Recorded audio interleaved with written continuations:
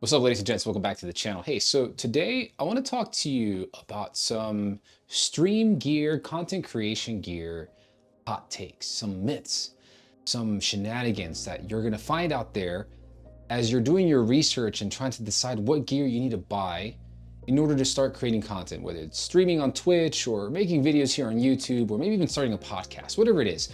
You're gonna go out there, you're gonna do some research, you're gonna see what kind of mic do I need, what kind of camera do I need, what kind of this, what kind of that do I need. You're gonna find hundreds, if not thousands of videos that are all gonna try and tell you exactly what it is that you need. But the fact of the matter is, they're not always looking out for your best interest. And I am. So let's get right to it.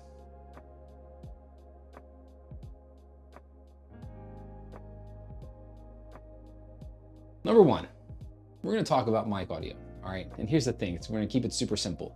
USB versus XLR. Those are your two choices. Okay. Within those realms of microphones, you have a bajillion other choices, but I want to keep it to the main category, USB, XLR. In the XLR world of microphones, you're inevitably going to hear about the Shure SM7B. It's a fantastic microphone, legendary microphone. I really don't need to introduce it. There's a really good chance you've already heard this microphone, and there's an even better chance you've already heard the microphone in action. The thing with that microphone is that it is a $400 mic. $400 for the mic, $100 for an audio interface to run the mic, and then depending on your environment that you're recording in and your knowledge of using VSTs and other things, you may end up having to buy a cloud lifter or a signal booster for the microphone so that it sounds like it's supposed to, which will cost you an additional $150. All that to say that in order to use one microphone, you have to spend $650. If you don't go with a cloud lifter, then you have to spend $500, which is a lot of money, especially considering the fact that you're just getting started. So a long time ago in a galaxy far, far away, people used to say, stay away from USB mics because XLR is better. And although that is true, that's no longer necessarily the case now in 2024, because nowadays there are some phenomenal USB microphones out there. I've got one right here in my hand. This is the Beacon mic. The Beacon mic, it's a fantastic mic. It's $280.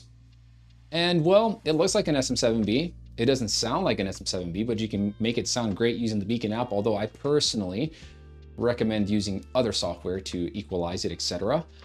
There were just some issues that I just wasn't really a big fan of as far as how the end result sounded. But I've plugged this into my computer and I've used literally Reaper VSTs on OBS, and I've made this thing sound fantastic. All right, this is cheap, right? But $280 may be still a little bit too much for you, and that's okay. I totally understand. Maybe we're streaming and creating content on a budget. And if that's the case, then let me present to you the Fifine AM8. I believe this is a $60, maybe a $70 USB microphone, but not only is it USB, it also has an XLR jack in the back. So whenever you're inevitably ready to upgrade to the XLR world of microphones, you've already got one. And for $70, this thing actually sounds really darn good. Does it sound like an SM7B? No, not at all, not by a long shot. And please don't let anybody convince you that it does, because it absolutely does not. But at the end of the day, in 2024, I think it's okay to say, hey, if you're getting started, a USB mic will do just fine for you. Don't fall into the trap that some other YouTuber out there might try to convince you on, that you have to get an XLR setup and that you have to buy something like a Shure SM7B. And I'm gonna give you a bonus tip right now, okay? As amazing as the SM7B is, I wanna introduce you to another microphone that costs the exact same. This is the Earthworks Ethos. This is a broadcast condenser microphone. Mwah, look at this thing, this thing's beautiful. This thing looks beautiful, like the SM7B, sounds beautiful, like the SM7B, and I honestly think does more justice to one's voice than the SM7B. Moving on. For today's sponsor, let's talk about shirts for a moment, because I'm not really a big fan of wearing white shirts, white t-shirts, white button downs, because I drink a lot of coffee, all right? Let's just pretend I accidentally do this number right here. That would kind of really suck. That happens. When you spill coffee on your white shirt, it's terrible. I'm gonna go ahead and pour that off. Nice and clean right there. My floor is soaking wet, but my shirt is clean. Look at that, right into the bright white light. it is clean. Well, the shirts are made by a company called Textile, and as you can tell, they've got numerous colors and different sizing options. So not only are these things 100% stain repellent, all right, they're incredibly comfortable, they're incredibly breathable. I traveled to Las Vegas. Have you ever been to Vegas?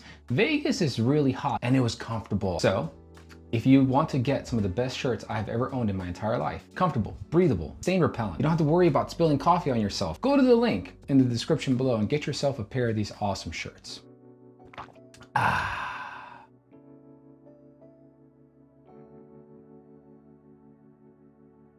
Number 2, webcams. I started creating content in 2013, 2014, so it's been about 10 or 11 years, give or take. And when I first started, I bought myself a Logitech C920, which is a legendary starter webcam for streamers out there.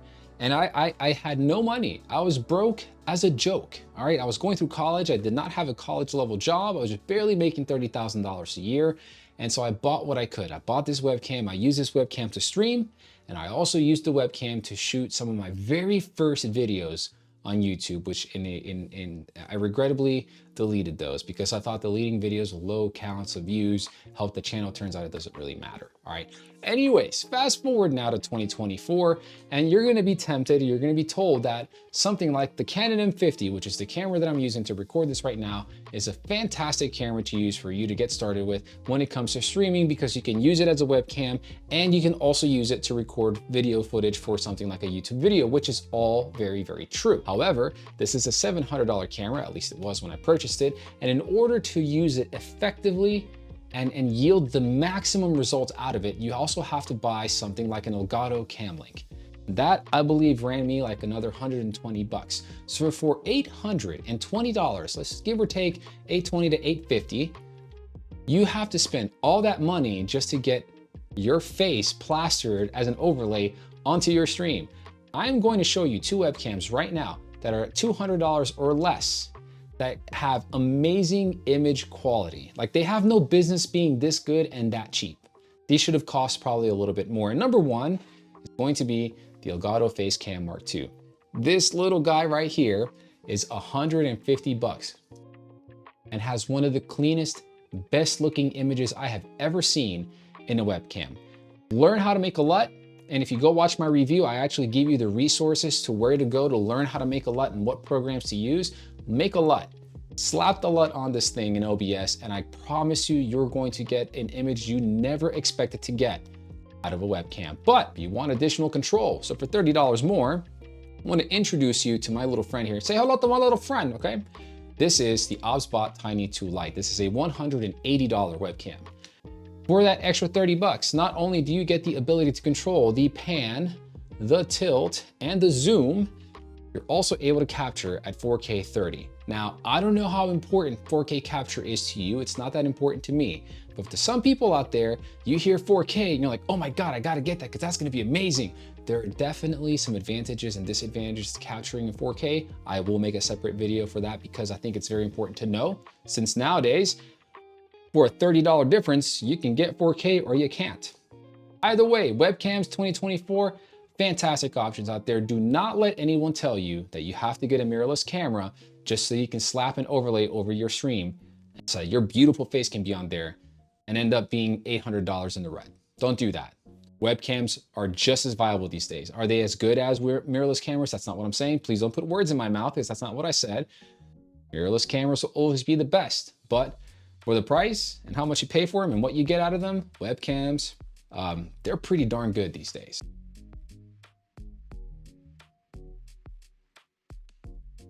Number 3, all right, let's talk about mixing. So you're gonna have all these sources, all these inputs, your microphone, your PC audio, your PC game audio, your browser audio, your music, your chats, and things like Discord, right? You're gonna have your console audio. You have all these sources funneling their ways into the computer where you're running OBS and then putting that out to your audience. You have options when it comes to what software to use to manage all of that mixing and routing. Some are better than the others. And some of the better ones are cheaper than the supposed really, really good ones. Here's what I mean. Rode, for example. Rode just released a beta firmware update for the Rodecaster Duo and the Rodecaster Pro 2. They finally added virtual channels, which allows you to literally assign different inputs to the faders on the Rodecaster so you can, slide the volume levels up and down and manage how loud they are for you versus how loud they are for your audiences. You couldn't do that before this update. They finally did it like 20 years later, which is fantastic, but a little too late in my opinion, but no worries, no harm, no foul. Life goes on. The Rodecaster Duo, right, the cheaper of the two with 4 channels, 2 XLR inputs, is 500 buckaroos. For the love of God or whatever it is you hold holy in your life, if you're getting started, please do not go out there and spend $500 on a Rodecaster Duo because you want some sort of a mixing solution for your streams and your content. The only time that it makes sense for you to buy a Rodecaster Duo or a Rodecaster Pro 2 as a new creator is that if you're starting a multi-person podcast and that person's going to be there with you, right next to you, using the second XLR input. Instead, what I recommend, based off of my years of experience using this software and the hardware that goes with it, I'm sorry, but I'm gonna have to go with Elgato and their Stream Deck Plus, basically Elgato and Wavelink. Any device of Elgato's that you can buy that gives you access to Wavelink, that's what you're gonna wanna go with. And thankfully for you, you've got 4 options. Number 1, you can get the Elgato Wave 3 USB condenser microphone. Now, the condenser microphone itself is fantastic. It's a little cheap and you're gonna have access to Wavelink, but in order to control all the volume levels, you're gonna have to Alt-Tab out of your game if you're playing on a computer and basically go into the program itself and adjust it all there. Kind of inconvenient, but not really that big of a deal, especially when you consider the fact that, again, you're just getting started. Numero 2. Number 2, all right? The second product you can get is the Elgato Wave XLR. This is their audio interface. You can buy it by itself, about 150 bucks. You slap on an XLR microphone of your choosing, and boom, you have access to Wavelink. But again, in order to control the sources, you're gonna have to Alt-Tab out of your game and go into the Wavelink program and use your mouse to, control everything. Or you could buy a Stream Deck, the regular Stream Deck, and assign the buttons to do that too, which is additional cost. But it doesn't make sense because of product number 3. Product number 3 is the Elgato Stream Deck Plus. Now this is one of my favorite products that I own in my gear setup. And with the release of the Elgato XLR dock for the Stream Deck Plus, I don't really see any reason why you would even consider buying anything else. Period. Like, it makes absolutely no sense, because here's the thing. The Stream Deck Plus has 2 rows of keys, for Stream Deck purposes, little macro keys you assign functions to. You can use that to change your scenes in OBS. You can use that to, I don't know, have things pop up or change your voice effects or what have you. But then it also has dials at the bottom. And you use those dials to control the volume levels of any sources or inputs and channels that you have assigned in Elgato's Wavelink software. You slap the XLR dock on the back of the Stream Deck Plus, and you basically now have a mixer, a macro keyboard, and an audio interface, all in one for roughly about $350 to $370. Now, I know I've been trying to be cost effective in this whole message in this video, but I will tell you that if you're going to spend the money to get this started, besides your microphone, that investment into a Stream Deck Plus and the XLR dock that connects to the back of it is probably going to be one of the most impactful purchases you will make for the efficiency of your content. I promise you, you will not spend your money better elsewhere in any other way or any other capacity. You literally have the entirety of the control of your content's audio and other assets, if you will, at your fingertips, while also having the functionality of a fairly decent audio interface that is strong enough, yes, to power something like my Shure SM7B, with or without a cloud lifter. But I said there was 4 products, right? There's the 4th product is the Wave 1 microphone, which I think has been discontinued. You can still buy it out there, but if you're gonna get the Wave 1, you're better off spending the extra bucks on the Wave 3 because it has, the knob has more functionality. So, moving on.